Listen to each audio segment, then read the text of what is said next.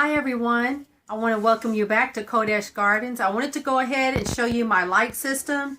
What I have here, this is a specialized light. This is called a CFL light.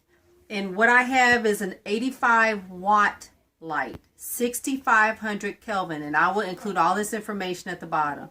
But basically all that means is you want to have the light, the brightest that it could be. You want to go ahead and have it to be kind of like an artificial sun, because you're going to be transplanting your seeds inside and you want them to get enough light. An incandescent light, like a basic light bulb, is not enough. This light you are not going to get from your local hardware store. You have to order it online.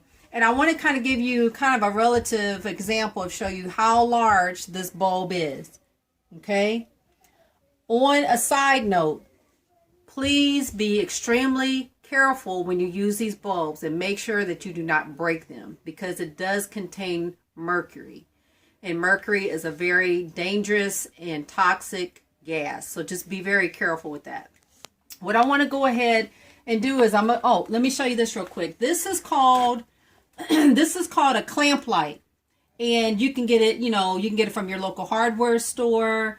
I got mine from a feeder supply place. Because normally what they do is they use these clamp lights. They have kind of a metal aluminum siding for like heating up chickens or things like that. This one is 10.5 inches in diameter, and they range from $8 to $12. The lights range anywhere between $13 to $15 a piece. It may seem like a lot, but it is a really good investment, because it's going to help your seeds and your plants to grow. And I say this for just from experience. This is my first time using lighting. I've never used lighting before. I've always put it in a windowsill, but it was never enough light to get it to actually do anything.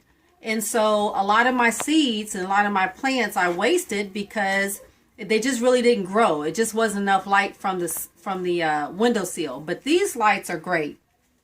They don't really burn the plants, which is really nice. You want to have them about 1 inch to 2 inches above the plant, because you want to get them really low at first. And then as a plant begins to grow, you're going to lift the light up, because they're going to reach up to the light. So let me just show you this here. I have 2 lamps that are hanging vertical, and then I have 2 lamps that are kind of at an angle. And the reason why I did that is because if I have it just all of them just directly facing down, then sometimes the light is not going to get to the stem part of the plant, and I want everything to be able to show. These are really, really bright. Another thing I want to show you too is this paper here. They sell what's called Mylar paper, and it's a very shiny paper. It can be very expensive, and basically what you do is you put this Mylar paper along the back side, you could probably see, of the lights. And what that does is it allows the light to reflect off of this shiny paper. Otherwise, you're going to have your lights, the paint to just kind of absorb the lights. And you want to reflect it back to the plants, because the more light they get, the better. What I did was I tried to find a cheap route. I just bought wrapping paper, and it's, it's very shiny. It's just white on one side, shiny on the other. This probably cost me, I don't know, $2, $3 maybe. I do know people that have used aluminum foil, and you can do that as well. Another trick that a very good friend of mine, I'm going to name her Joy, she's like to me an expert in gardening, and I go to her a lot with advice, or get advice from her.